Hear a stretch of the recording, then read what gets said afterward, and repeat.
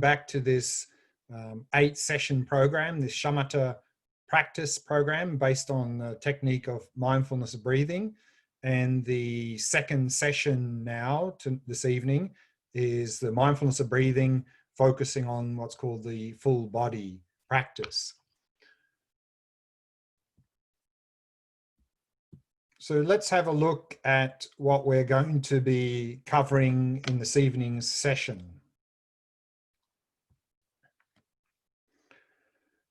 So first off, we'll start with a short review of some of the main points from Tuesday's session.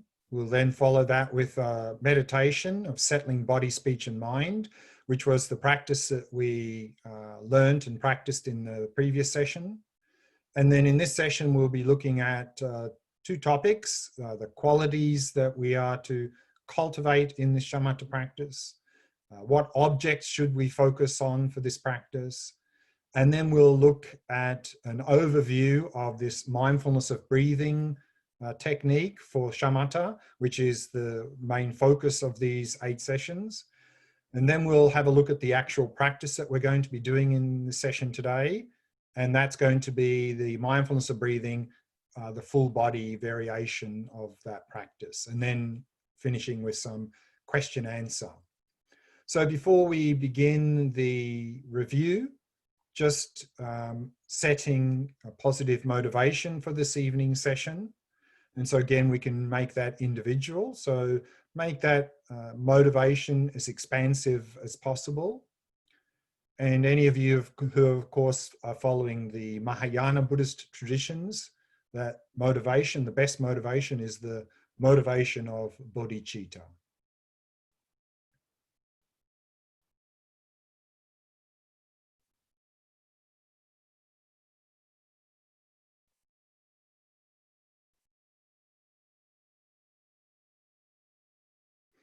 And so then, keeping your motivation in mind, let's begin with a short review of some of the main points from Tuesday's session. So this, of course, is the second of the 8 sessions, as I mentioned. We'll be focusing on mindfulness of breathing. We'll be looking at 3 variations of this practice. The one that we'll be focusing on in this session and the next session will be the full body breath practice. Then 2 sessions on focusing in the area of the abdomen, 2 sessions focusing at the nostrils, and then how to integrate this practice into daily life, the 8th and last session. The recommended reading for this program is this wonderful book from Alan Wallace, Attention Revolution, which is all about the shamatha practice. So what is shamatha? So we saw there on Tuesday that shamatha is a Sanskrit term. The Mahayana Buddhist traditions are based on the original teachings written in the Sanskrit language.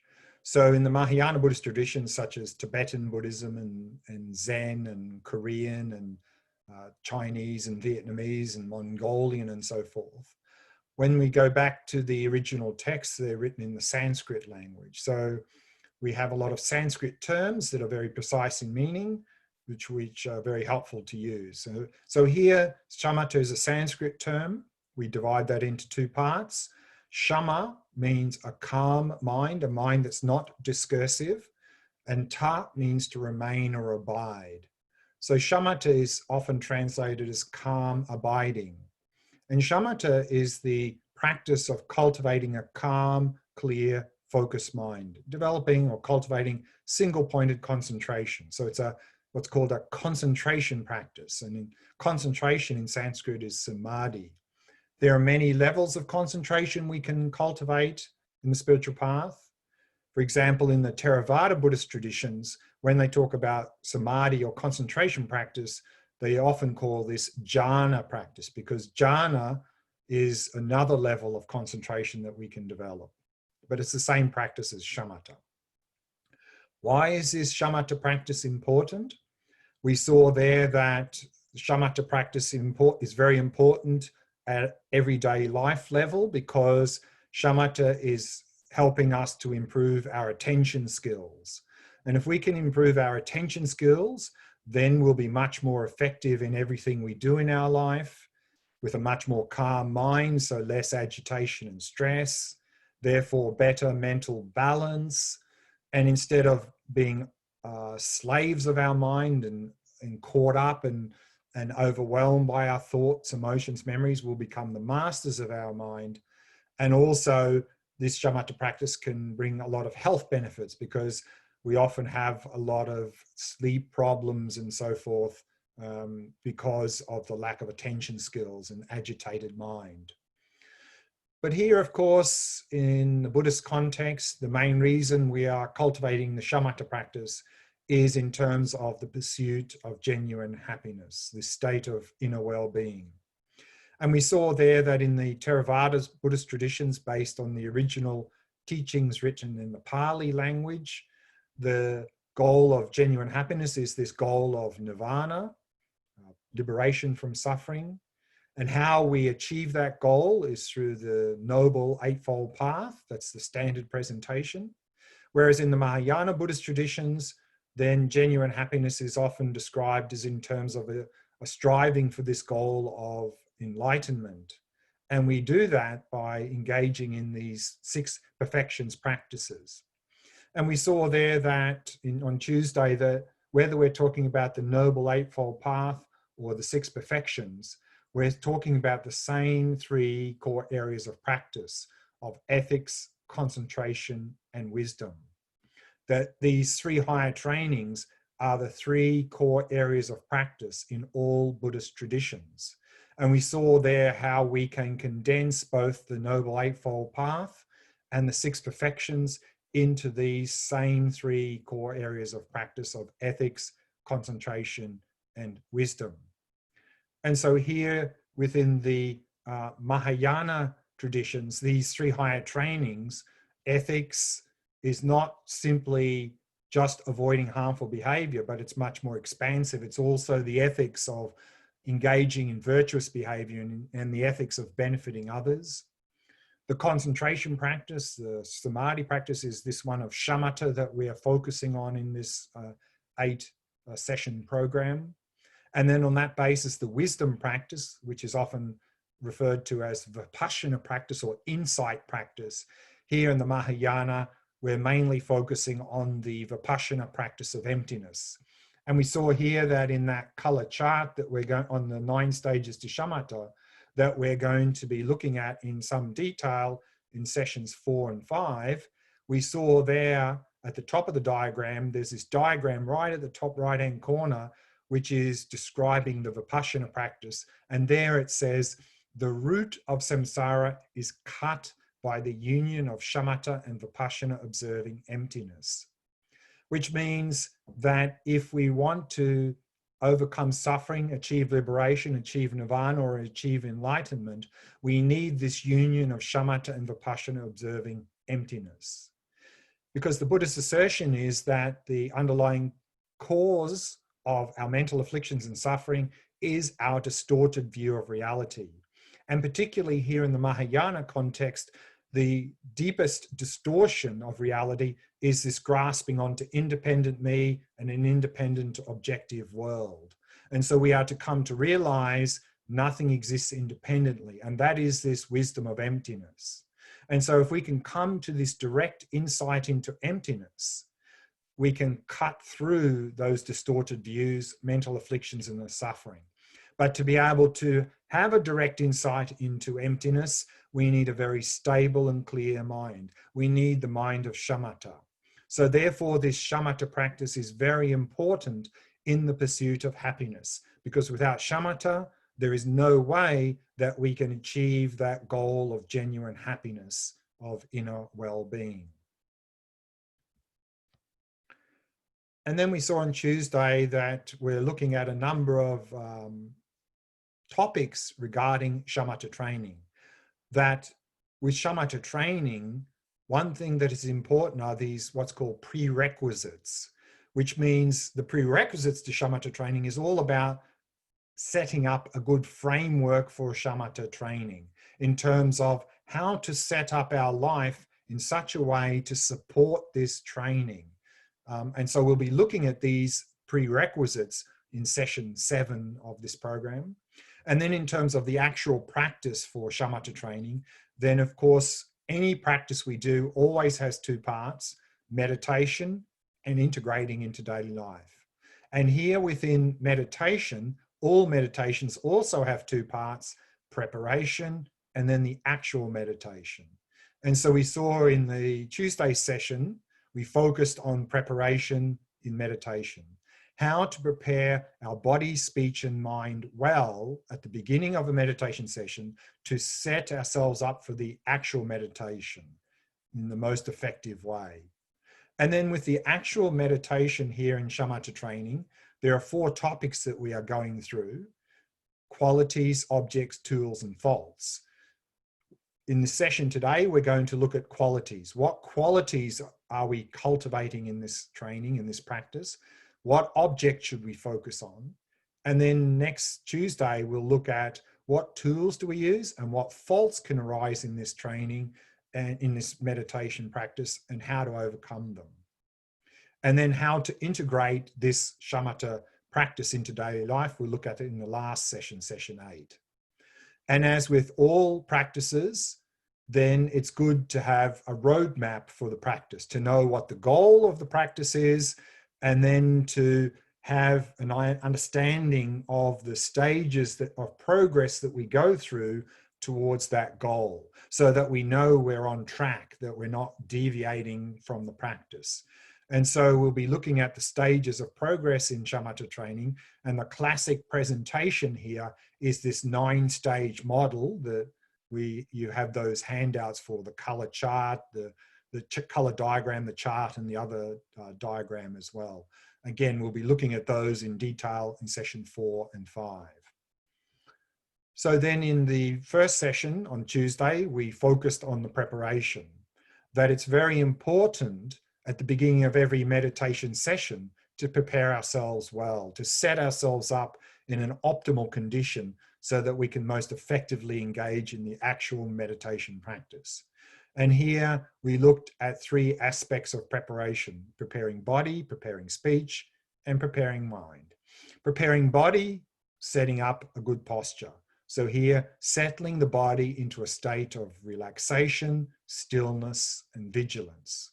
So we saw there that the 2 most important things with posture is to keep the back straight. So this is the posture of vigilance, and then to allow the entire body to become completely relaxed. And once we've set up that good posture, then to keep the body as still as possible, avoiding any unnecessary movement to avoid distraction. And then preparing speech was really about inner speech. And so there, sometimes when we come into meditation practice, we may be coming with a very agitated, negative state of mind.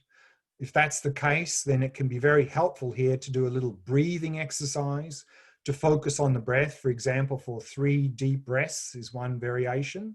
That can help to not only relax the body, but to help to release that getting caught up in that negativity of mind, to bring the mind into a neutral state.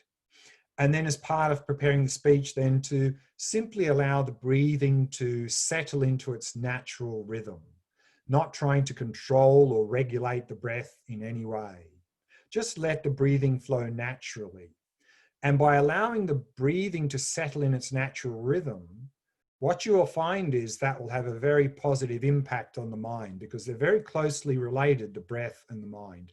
The more the breathing settles, the more the mind tends to settle. So if we can let the breathing settle into its natural rhythm, then the mind will start to calm down. And that will lead us into really being able to prepare the mind well.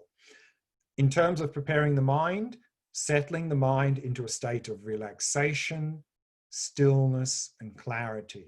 So again, this emphasis on relaxation, simply allowing the mind to come to rest in the present moment, resting in stillness. So if we can come to rest in the present moment, we can see that our awareness is actually completely still. But here, in terms of preparing the mind, we're not really trying to make the mind still. What we are really doing is just resting in stillness, Like, for example, it'd be like putting the car into neutral. The engine is still running, but it's not going anywhere. So similarly here, by allowing ourselves to rest in stillness, there may still be a lot of things going on in the mind, but we're not caught up in them. Our mind is in this neutral state. It's not getting distracted. So because when we can stay in that stillness, even though there's lots of things going on, from that state, then we can direct our attention to whatever our actual meditation practice is. Now, if you find it difficult to rest in stillness, and many of us do, of course, as a beginner, is that it's difficult to rest in stillness because as soon as a thought comes up or an emotion, off we go.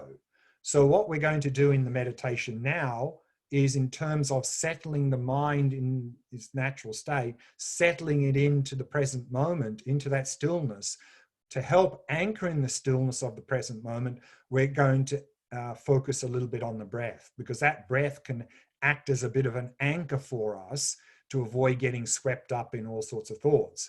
And so then we can remain in that present moment, in that stillness, a little bit anchored in the breath. And then we can move into the actual meditation session. So that's what we're going to do now. We're going to do that practice, the same practice as we did in the last session. So let's do that meditation now of settling body, speech, and mind. As per normal, we'll do a 15-minute session. And I'll be switching off my video during the meditations, so not as to distract you, particularly any of you who are meditating with your eyes open. So let's begin.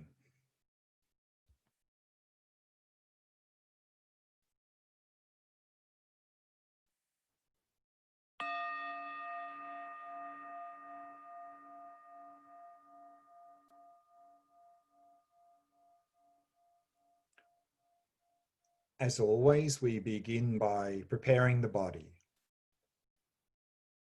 Settling the body into a state of relaxation, stillness, and vigilance.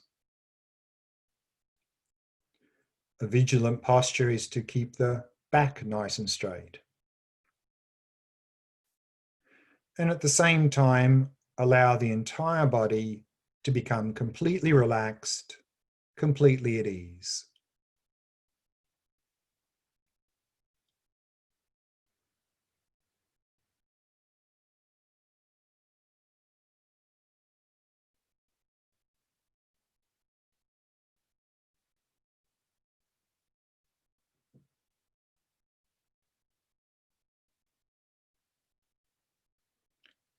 Using the out-breath to relax and release any tightness or tension in any part of the body.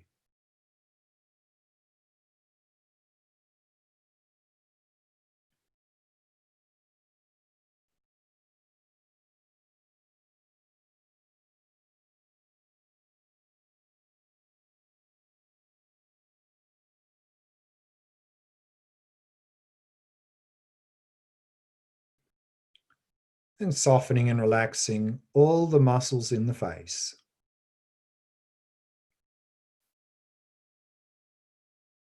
All the muscles around the eyes, soft and relaxed.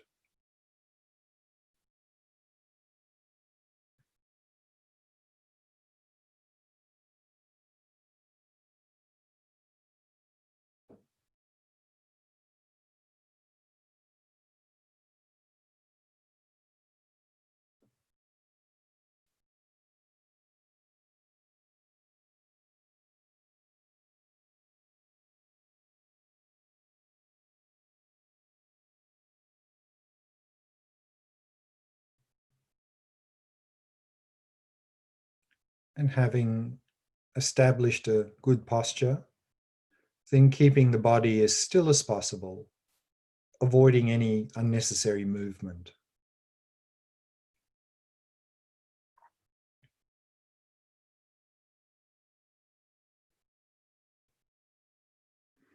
And if you find it helpful, you can take 3 slow, deep breaths, maintaining awareness of sensations throughout the body as you breathe.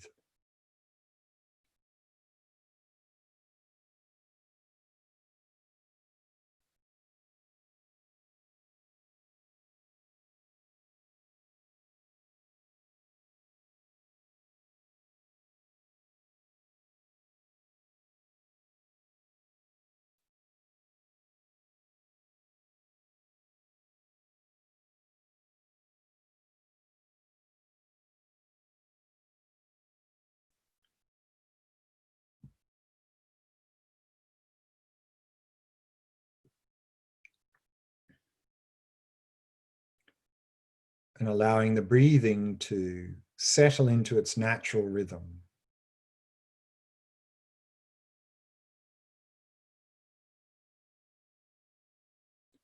Not trying to control or regulate the breath in any way.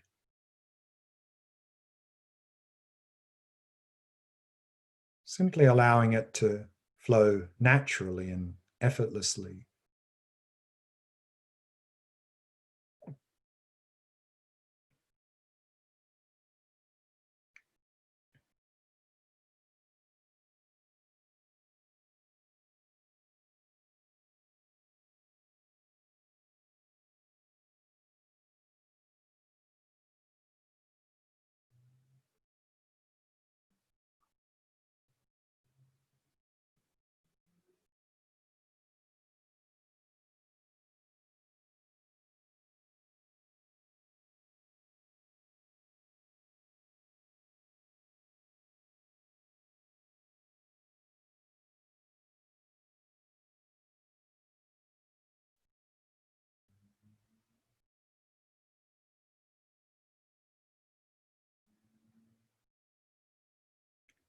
And with each out breath, letting go of any thoughts that may have arisen, happily releasing them.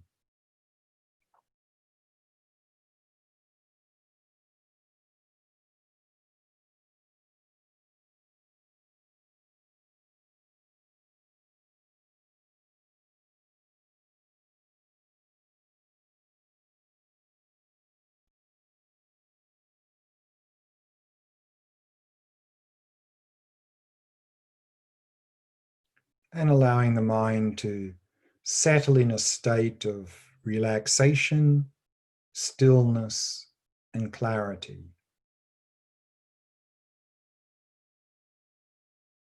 Simply allowing the mind to come to rest in the stillness of the present moment.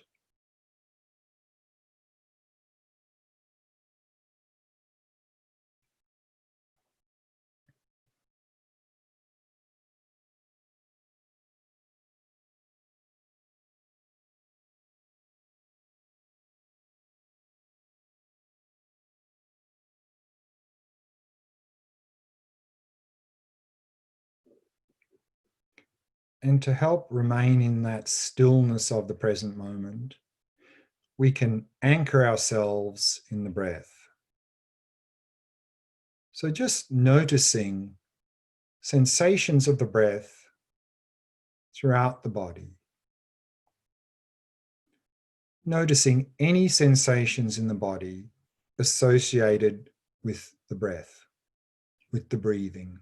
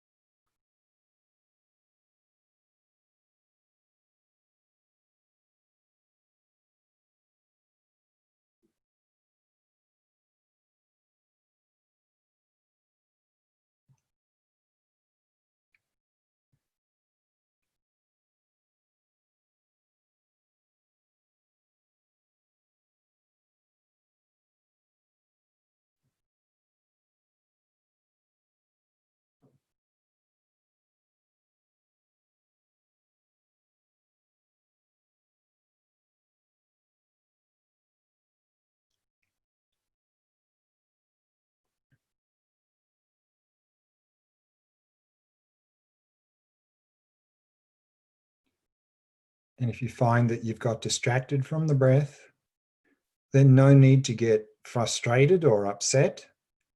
In fact, be happy. You've noticed you've become distracted. And the very first thing to do is simply relax. Then release the distraction and very gently return to focusing on the breath. So relax, release, and return each time you become distracted. Simply keep coming back to the breath again and again, patiently and happily.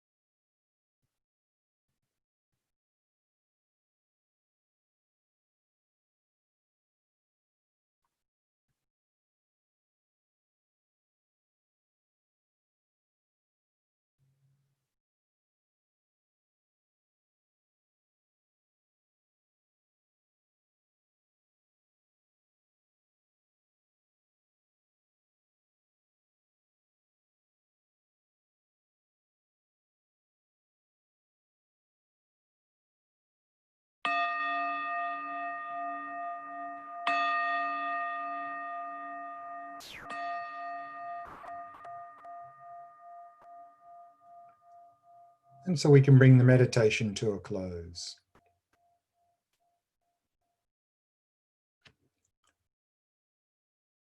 Let's now have a look at the first of the two topics we're going to cover in this session, and that is qualities. What qualities are we cultivating in this shamatha practice? And so here we'll begin with a quote from Lama Tsongkhapa in his Lamrim Chenmo text. All the meditation texts from the past great masters say here in shamatha are two qualities that we are cultivating. And so since, of course, Langri Tampa is part of FPMT, which is within the Geluk school of Tibetan Buddhism, we'll use a text here from the founder of the Geluk school of Tibetan Buddhism, Lama Tsongkhapa from the 14th century, is Lamrim Chenmo, his great treatise on the stages of the path to enlightenment. And so what he says is that the concentration that you will accomplish here has two special features: vivid intensity, or in other words, an intense mental clarity, and a non-discursive stability. In other words, staying one-pointedly on the object of meditation. So generally in these sorts of shamatha texts from centuries ago, two qualities are mentioned. The quality of stability, being able to focus on the object single-pointedly without becoming distracted, and also to be able to focus with clarity, to not have a very dull mind. But here, as we see in the slide, I've added a third quality that you won't often see in these old meditation texts from centuries ago. And I think the reason is that centuries ago, people tended to be quite relaxed. In fact, often too relaxed. So here in this shamatha training, very often one of the very first instructions you'll see in the shamatha text is something like firmly tighten your focus on the object. And so when we see that, we go, yep, I can do that. And we clamp down, because that's what it says, tighten your focus. So we clamp down very hard. And then of course we generally get distracted within a couple of seconds, and we feel like the reason I got distracted is I didn't clamp down hard enough. So we clamp down even harder. And so we have a lot of tension. And unfortunately, this is really symptomatic of our modern day lifestyle, that we have very hectic lifestyle, bombarded by stimulus. Our minds tend to be very chaotic. And so whenever we want to focus on anything in our life, we tend to tense to be able to focus. And unfortunately, that sort of works a little bit. With tension, we can focus a bit on an object or a task. But we know from our own experience, if we have to focus on something for a longer period of time with tension, then we become completely exhausted and often become very agitated. So this is not a sustainable way of focus. And so therefore, and that's what happens in modern day world. We have this sort of mind, this tense mind. We come into meditation practice, and because there's no mention about relaxing, we focus like we normally do in everyday life. We clamp down and we get distracted and we clamp down harder. And then we wonder why we have all sorts of problems in meditation. We wonder why meditation is so exhausting. And some people even complain that meditation causes headaches. I mean, we're just way too tight. We're way too tense. So the very first thing we need to do in this and any meditation practice is we need to learn to relax, because there is no way that we're going to be able to cultivate any sustainable stability or clarity with a mind of tension. So the basis of shamatha is relaxation, to overcome tension. And here we need to emphasize these three qualities in this order. First, we emphasize relaxation. Develop a basis in relaxation. On that basis, we can work on enhancing stability of attention. The more stable our attention comes, then we can enhance the clarity of attention. And the analogy here is the analogy of a tree. We see this in Attention Revolution from Alan Wallace. He says, the relationship among these three qualities can be likened to the roots, trunk, and foliage of a tree. As your practice grows, the roots of relaxation go deeper, the trunk of stability gets stronger, and the foliage of vividness or clarity reaches higher. And so I can't really overemphasize the importance of relaxation as a basis. And he mentions this in his attention revolution. And I may quote this in the next session, but if you'd like to read, it's on page 14, that I know from my own experience and talking to many, many people that really we need to put a lot of emphasis on relaxation as a beginner in this practice. So important. And so that's why in this session today and the session on next Tuesday, the next two sessions, that's exactly what we're going to do. We're really going to emphasize this relaxation, to really establish this basis in relaxation. Now, what objects should we focus on in this practice? So we'll read from, again, Attention Revolution, what Alan Wallace's recommendation is for shamatha practice, because we pick an object to develop single-pointed concentration.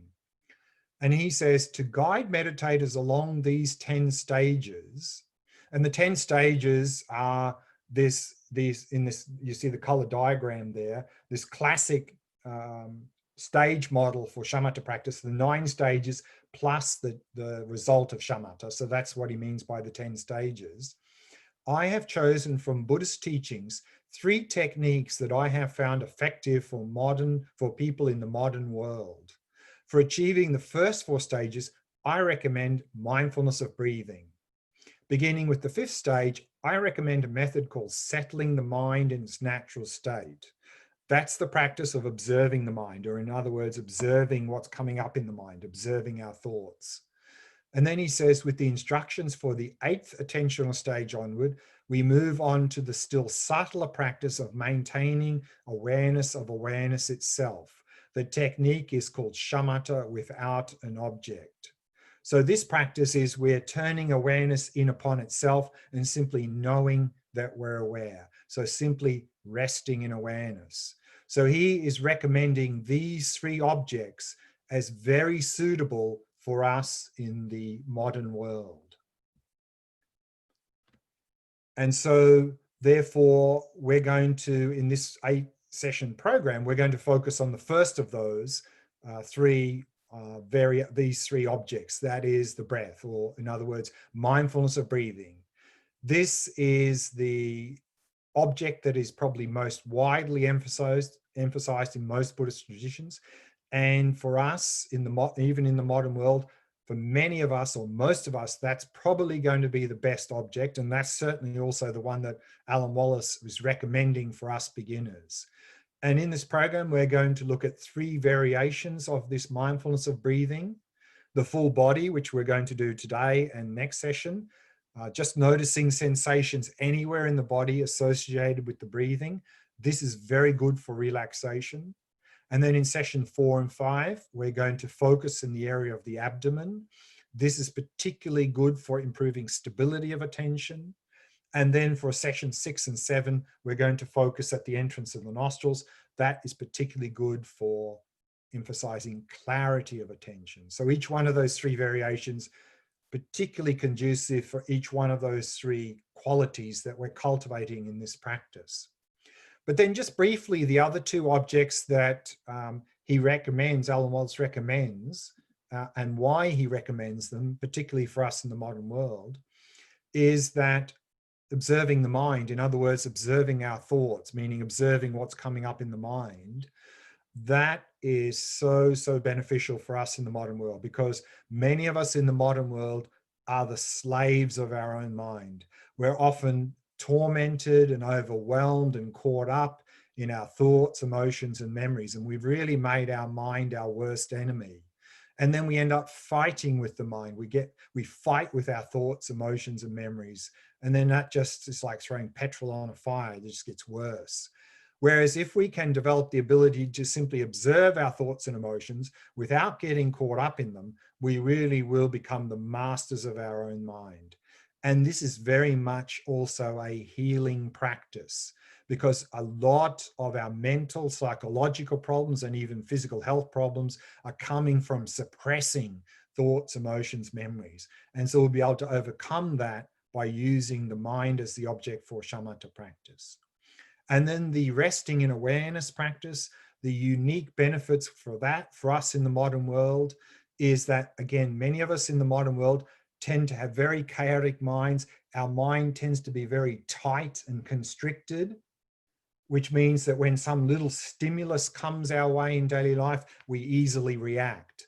A little bit like the analogy, if we have a cup of water and we have a little pebble and we drop the pebble in the cup of water, our mind is like the water in a cup now, very tight and constricted. So if we drop a pebble in the water, the surface of the water gets very much disturbed. Similarly, because our mind is tight and constricted, then some little stimulus comes and we react. We react easily, craving, attachment, anger, frustration, jealousy, and so forth.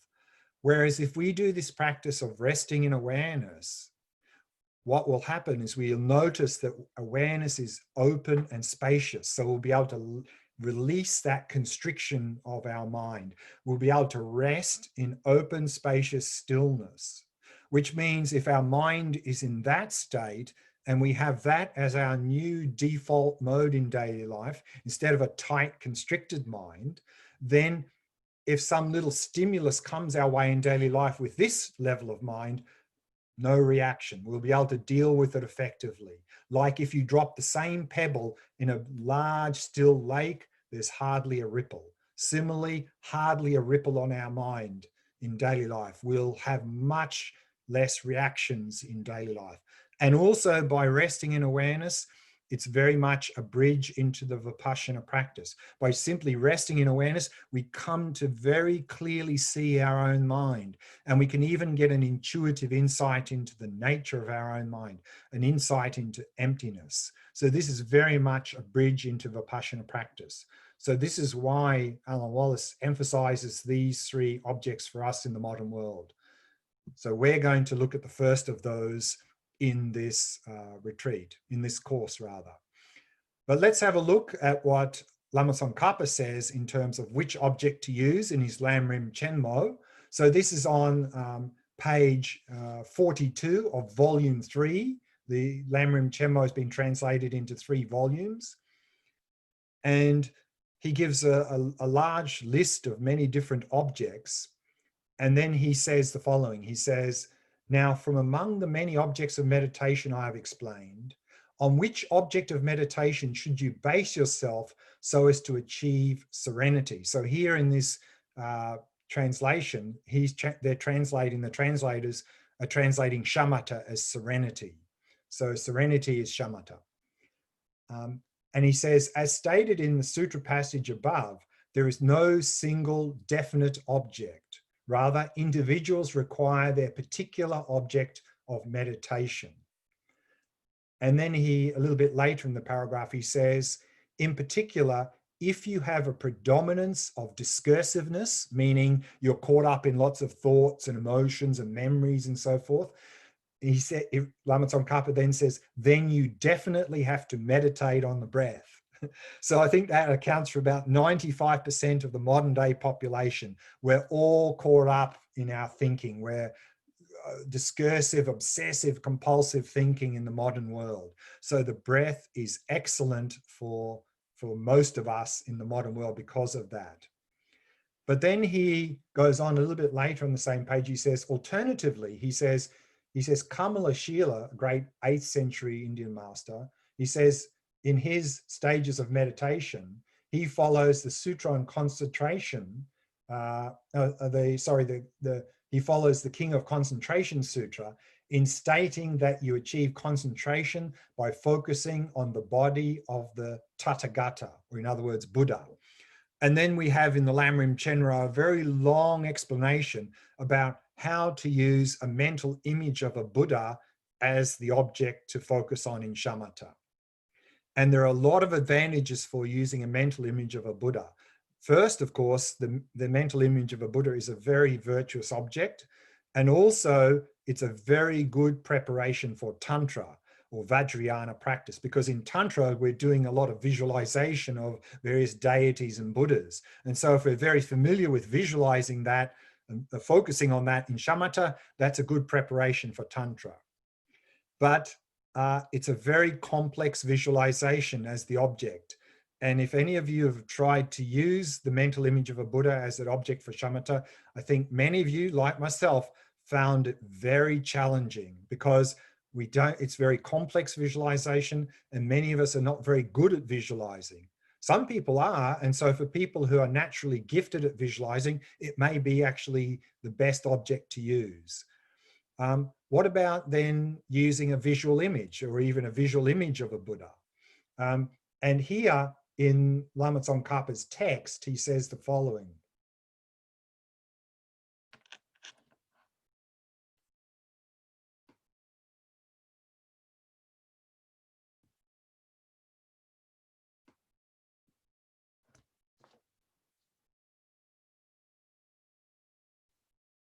He says, some set an image before them and immediately meditate on it while staring at it. And he says the master Yeshide rejection of this practice is excellent. He says that concentration is not achieved in the sensory consciousnesses, but in the mental consciousness. Thus, the actual object of meditation of a concentration is an object of mental consciousness. Therefore, you must keep your attention on this. He also states what I have explained above, that you have to focus your mind on the appearance of an actual concept or mental image of the object of meditation. So we can't use a sense object to achieve shamatha. But that doesn't actually mean we can't begin with a sense object, because in some meditation texts, they say, focus on the breath, for example. And then they say after that, oh, you find that too difficult to focus on the breath? Okay, find yourself a stick or a pebble, put it down and look at it. And so a visual object, or even a repetitive sound like chanting a mantra, a sense object, can be useful to get into the practice if our minds are completely chaotic. But as we saw in Tsongkhapa's Lamrim Chenmo text, we won't be able to get very far with a visual or a sense object. They're very limited in how far we can get. And then we'll need to move on to a more subtle object, to, for example, a mental image or so forth, or the sensations of the breath. And then also we see in the Lamrim Chenmo here that it's important, find an object that works best for you and stick with that object. Don't keep changing the object. Here Tsongkhapa says, an especially important point is that until you have accomplished satisfactory concentration as explained above, it is never appropriate for you to cultivate meditative concentration by shifting your focus to many different types of objects of meditation. For if you cultivate concentration by moving to many dissimilar objects of meditation, it will become a great impediment to achieving shamatha. Thus, authoritative texts on achieving concentration, such as Sanga's texts and Kamalashila's stages of meditation, explain that when first achieving concentration, you do so in relation to a single object of meditation. They do not say that you shift among many objects of meditation. So therefore, of course, at the beginning, if we don't know which is the best object for us, we can experiment with different objects. But once we've found an object that really resonates with us, then stick with that object. Don't keep changing the object. It's not very effective. So let's have a look at mindfulness of breathing, what we're focusing on in these 8 sessions now, and then we'll go to the practice that we're going to do. And here again from Attention Revolution, Alan Wallace says, mindfulness of breathing is universally emphasized for those who are especially prone to compulsive thinking. As the 5th century Buddhist master Asanga comments, if involuntary thoughts particularly dominate your behavior, then focus the mind in mindfulness of the exhalation and inhalation of the breath. So similar to Tsongkhapa, also the great 5th century Buddhist master Asanga, is very much recommending. If we're caught up in a lot of obsessive compulsive thinking, if that dominates our behavior, which is the case for many of us, if not most of us in the modern world, then definitely the breath is the best object. And so Alan Wallace says, since nearly everyone living in the modern world is coping with an overload of thinking, remembering, and planning, this may be just what the doctor ordered, a general prescription for soothing and healing overworked bodies and minds. So some of the advantages of mindfulness of breathing, again, by focusing on the breath, it helps us to get us out of our obsessive, compulsive, discursive mind into the body, and helps to get out of the past and the future into the present moment. Because most of our discursive thinking is about the past or the future. The physical sensations of the breath only happen in the present moment. So it helps to bring us into the present moment. Another big advantage with the breath as the object, it's readily available and it's relatively easy to focus on, much more easy to focus on than many other objects, like a complex visualization or even the mind itself. And then what are the benefits of using the breath as the object of practice? And here we have a quote from the Buddha who says, just as in the last month of the hot season, when a mass of dust and dirt has swirled up, a great rain cloud out of season disperses it and quells it on the spot. So too, concentration by mindfulness of breathing, when developed and cultivated, is peaceful, sublime, and ambrosial dwelling, and it disperses and quells on the spot unwholesome states whenever they arise. So here he mentions some of the benefits of mindfulness of breathing. And these are really stages of benefit, that when we start to focus on the breath, the first thing we notice is that once we start to get into the practice a little bit, our mind becomes very peaceful and calm.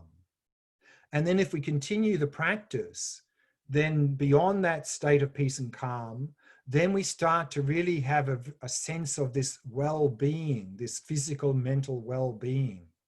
And if we go further into the practice, then that moves on to having very blissful feeling in the body and the mind.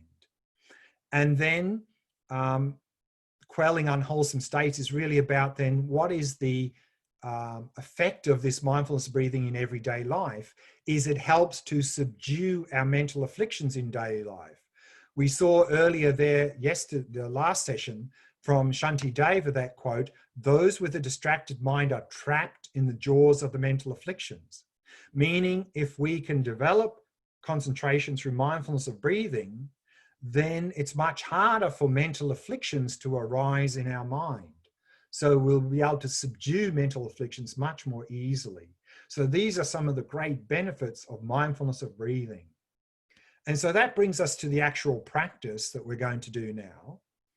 And so the first variation, again, we'll be focusing on what's called the full body breath practice.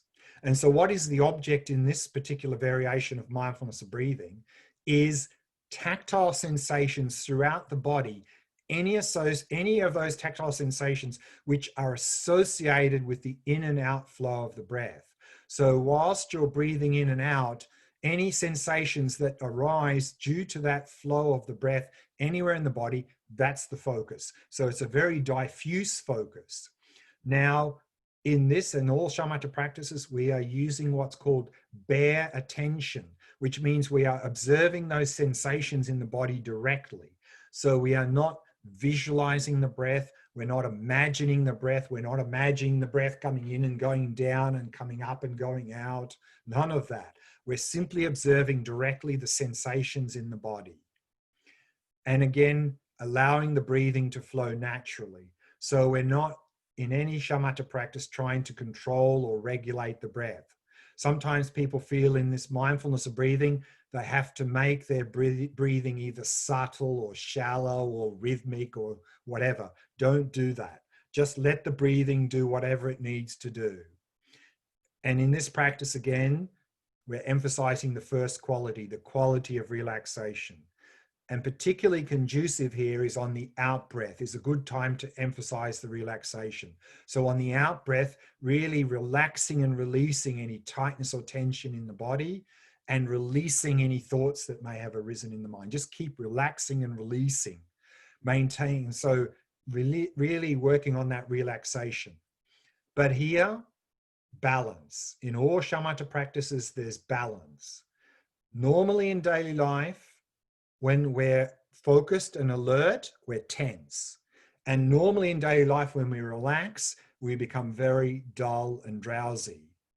So we don't want to do that here. We're not relaxing in this practice and allowing ourselves to sink into dullness or drowsiness.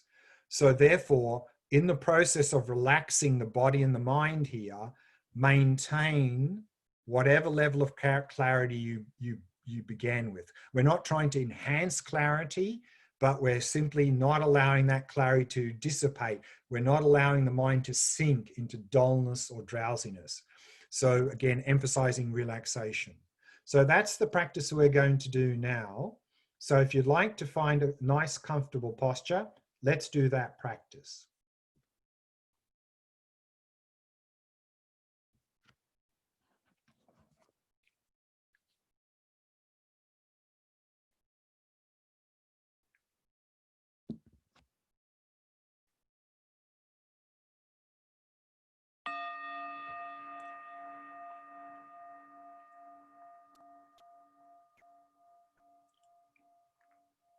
Allowing your awareness to descend into the body.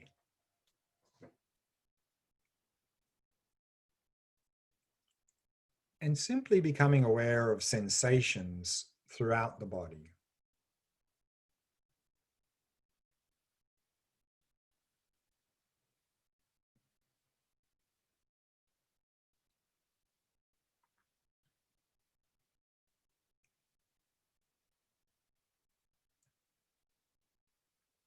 And if you notice any areas of tightness or tension in any part of the body, then breathe into those areas of tension. And then as you breathe out, release that tightness or tension.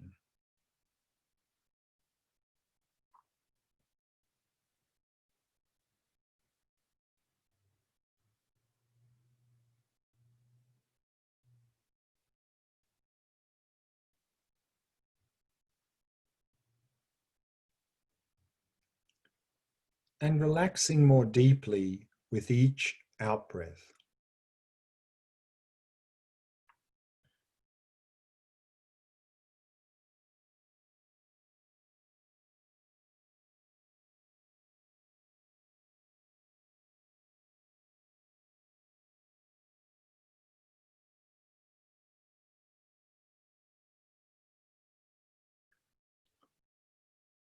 Allowing the breathing to settle into its natural rhythm.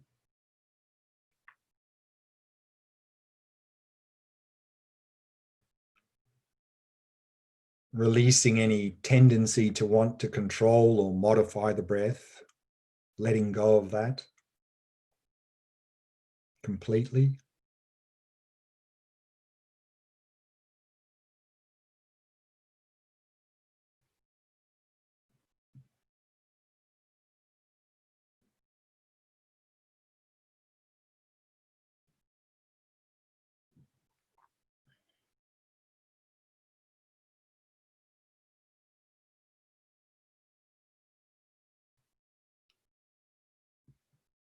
And with each out breath, letting go of any thoughts that may have arisen,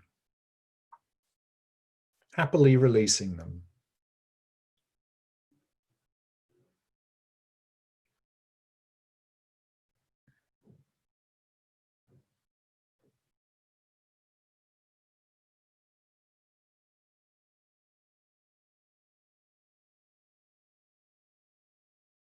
And so not dwelling in the past and not anticipating the future. Rather, simply allowing the mind to come to rest in the stillness of the present moment.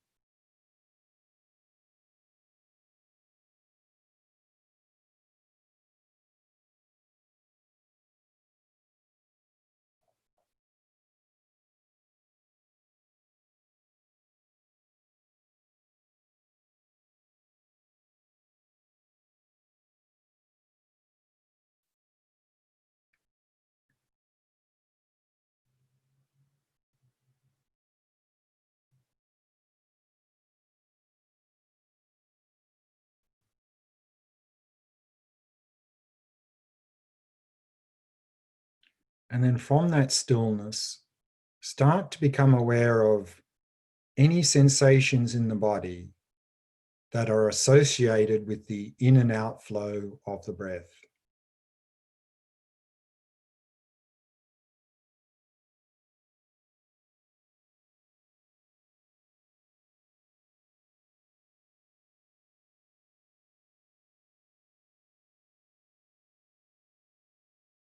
Using that bare attention to directly observe the tactile sensations of the breath throughout the body.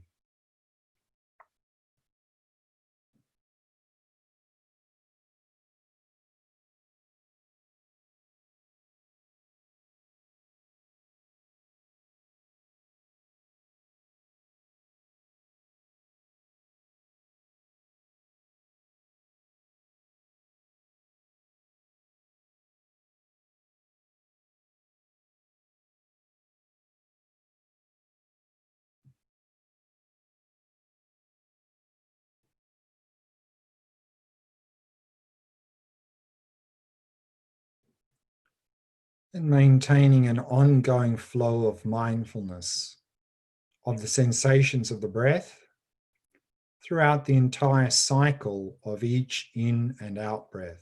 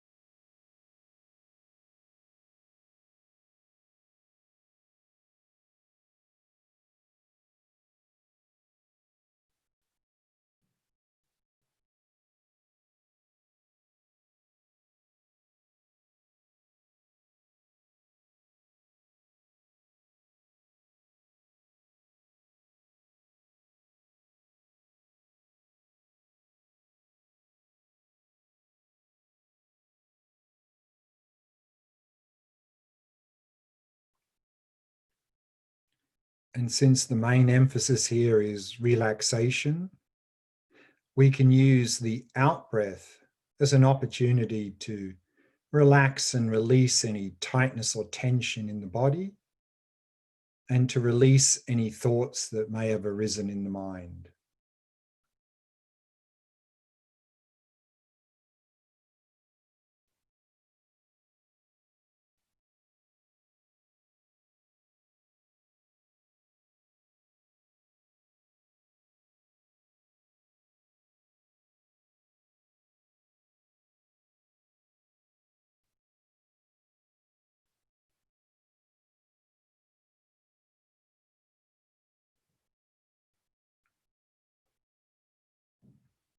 However, maintaining a balance.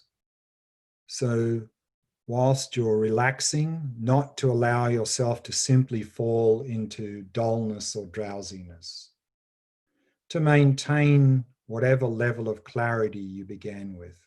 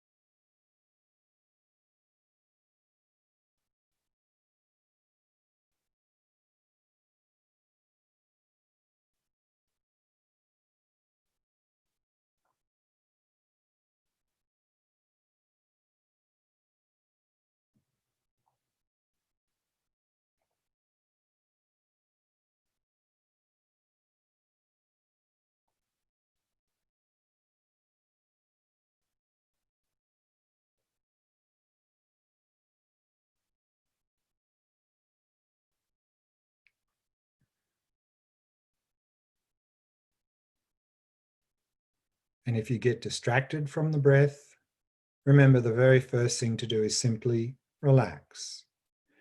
Then release the distraction and very gently return to focusing on the breath, focusing on the sensations of the breath throughout the body. So relax, release, and return.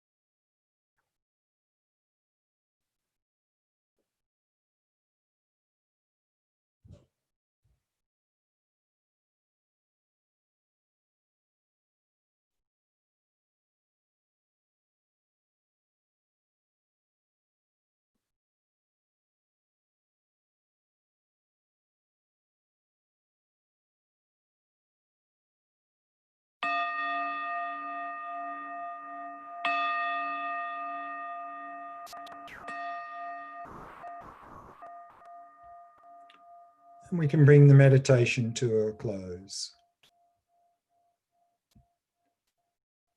So now we have time for Q&A. So what questions have we got, Miffy? Okay, so Glenn, there's a couple. I'm just finding them. My mouse has seemed to. Okay, so there's one from Andrew about the breath. So isn't the sensation of the breath yet another sense object? So therefore the breath is based on meditation. It's a lesser form of meditation compared to, say, visualization? Okay, very good question, actually. If we have time later in these sessions, I might try and squeeze it in, is that the sense object is quite coarse. And actually and as Tsongkhapa mentioned, is that we achieve shamatha on a mental object. The reason being is that as we move along these 9 stages to shamatha and our focus gets better, then what happens is our sense faculties begin to shut down. And so way before we achieve shamatha, the sense faculties go dormant, which means if you're trying to focus on tactile sensations, the breath, your object is gone.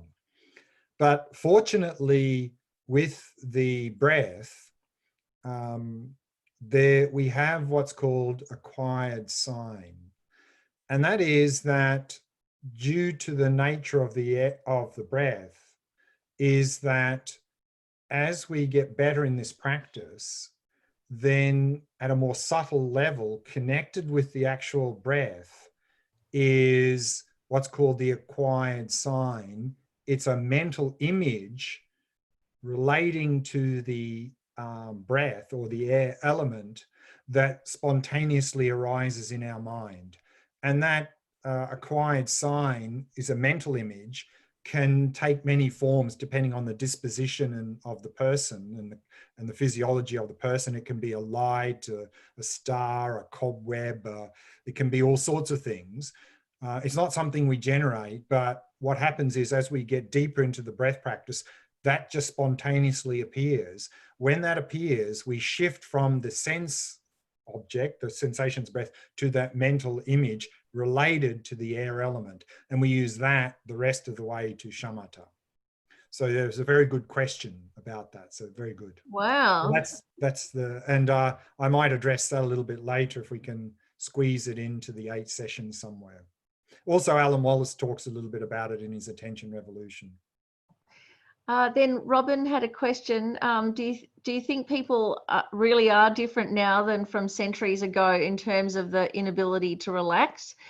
Because it's kind of quite a relief to hear this, because she often finds instructions making her mind more tense. Yeah, it is. I mean, not only, and we just look at our own experience and we see what's going on in our life and in the world. I mean,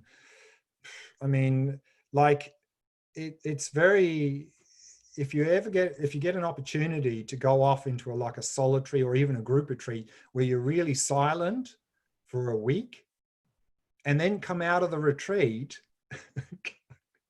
and then, I mean, it's just like you go, whoa, what's going on here? With all the stimulus and noise and everything. I mean, we're just so used to it now that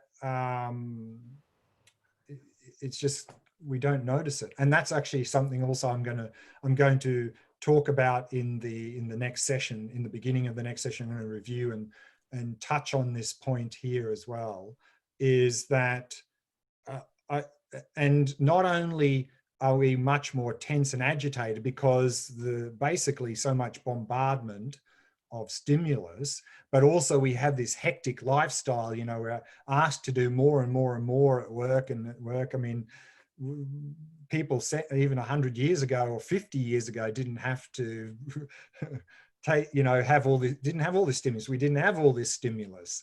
So the minds weren't that chaotic. So it's really something that we are paying. And not only is there tension, but I think also now in terms of attention skills, I think studies show that now the average attention skill in the younger generation is getting less and less and less and less due to all of this as well. So not only are we getting more tense, but we have less attention skill, which means that our base level then when we come into shamatha practice will probably be significantly less than in the earlier times. So Glenn, when you said about you know, if we go into a retreat for a week and not speak, so this has happened to our whole culture with COVID, that we've been shut into our house and possibly not spoken to anyone for a very long time, and it's created a whole. Maybe people don't know what to do because they've just actually become lonely and depressed.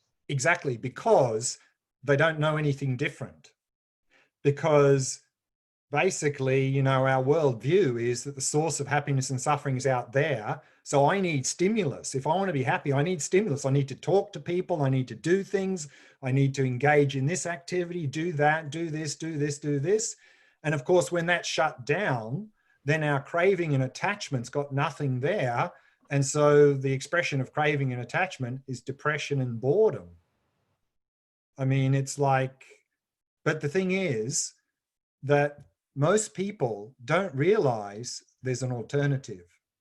And so that's why they sink into depression. Whereas if you realize there's an alternative, this week or this time of COVID, of isolation, can be a wonderful thing, because you can see how dysfunctional our life is. And you can see, and again, if you have an understanding that there's an alternative, you'll be able to have the time and space to explore that alternative. Because now we don't have that. I mean, one is most people don't know there's an alternative, and two, they don't have any time to think about it or explore it because they're just too busy with everything going on in their life. And so then nothing ever happens, you know. Then Rosemary also asks how you talked about how we might suppress our thoughts and emotions. So is this at a conscious repression or not? Both conscious and subconscious.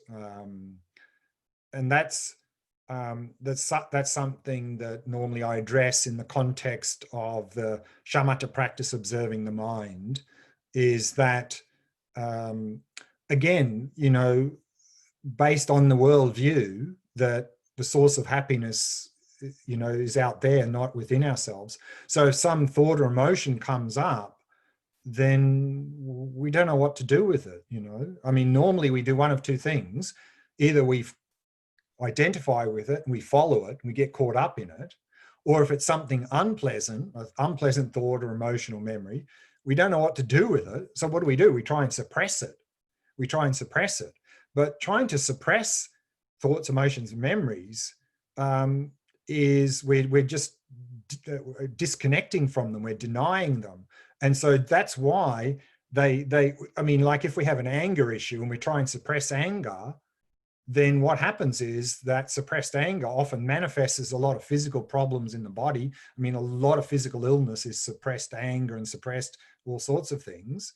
And then, of course, we can feel that it's there, but because we've suppressed it and we've disowned it, oh yeah, there's anger, but it's not me, it's them. They're the angry ones. So what we do is we project all of this onto other people.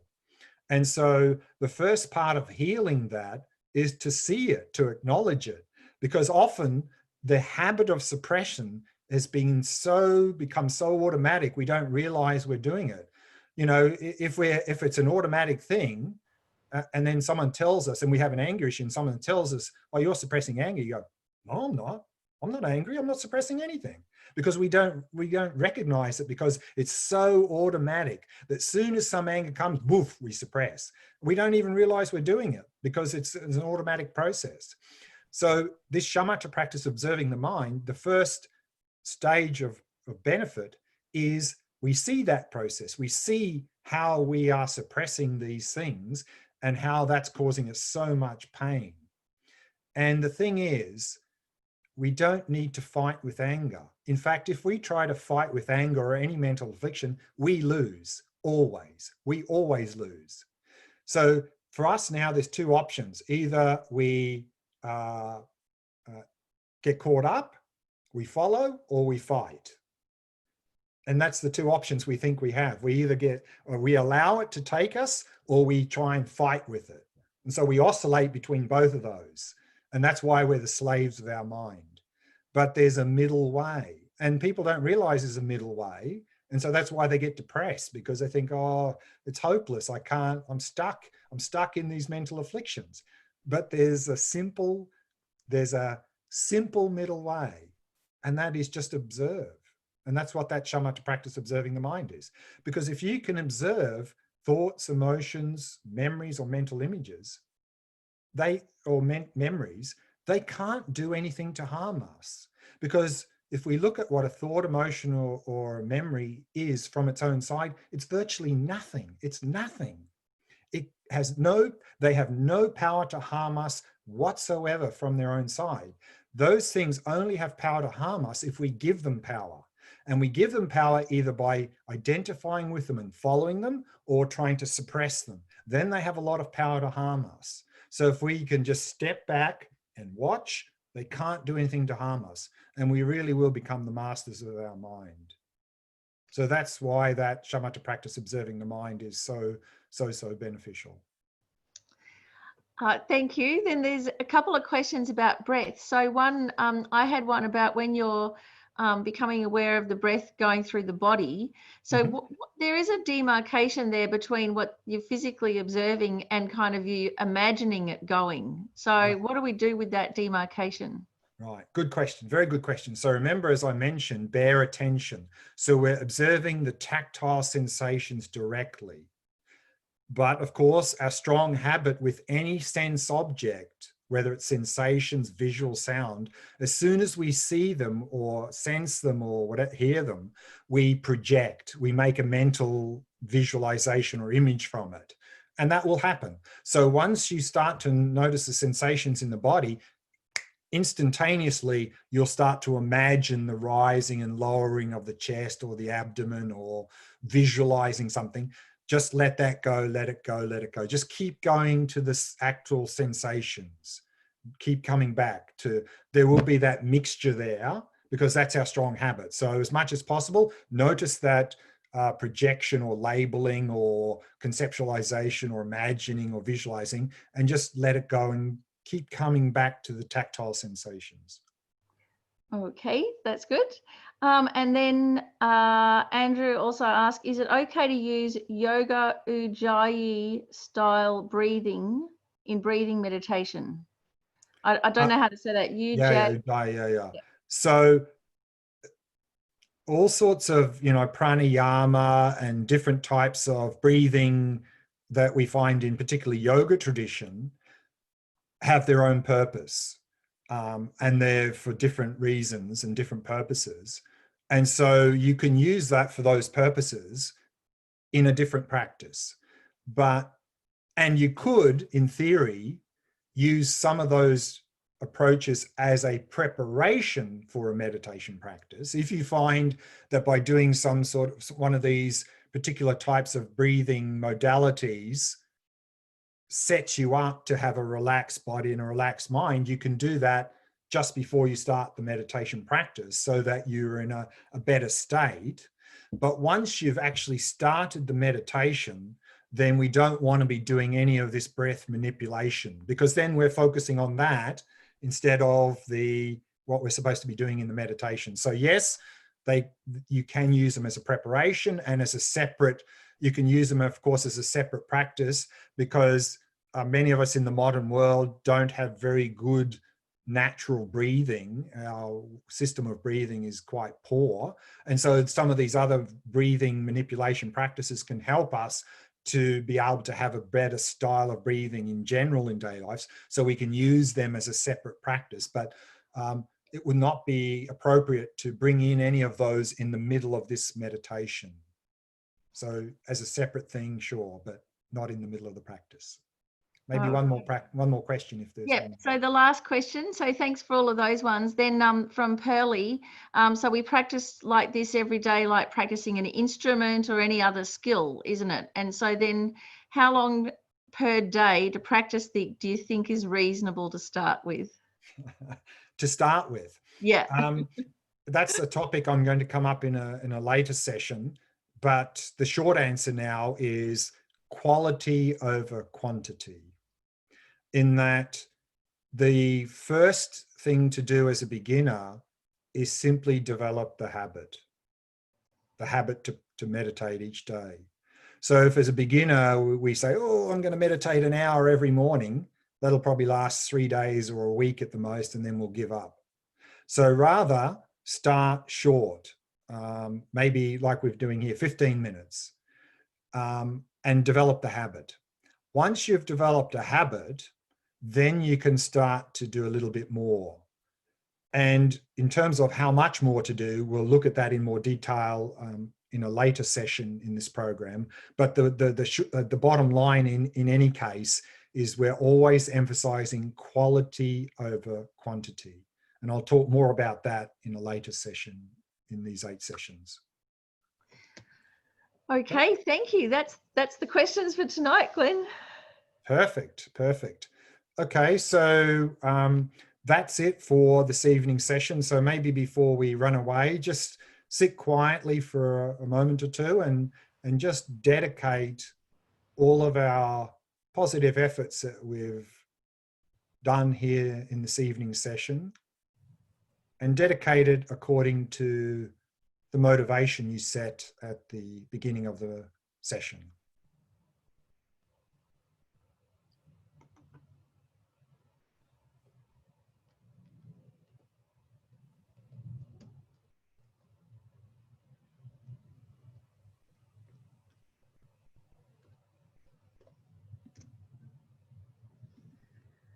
And then just to remind, is the next session, of course, is next Tuesday, same time, session 3. So we're going to continue with this breath practice, the full body breath practice, emphasizing relaxation. But in the next session on Tuesday, we're going to learn how to meditate in the Shavasana posture, the corpse posture, lying down posture, because that's very conducive for relaxation. So for the next session, it may be helpful if you can arrange somehow where you're watching from to have a bed or cushion or something comfortable nearby where you can lie down, because that's what we're going to do is the meditation. We're going to go through how to use the Shavasana posture for meditation. So that'll be part of the next session. So that's it for this session now. So until next Tuesday, stay safe, stay well. We'll see you next Tuesday, same time. So thank you.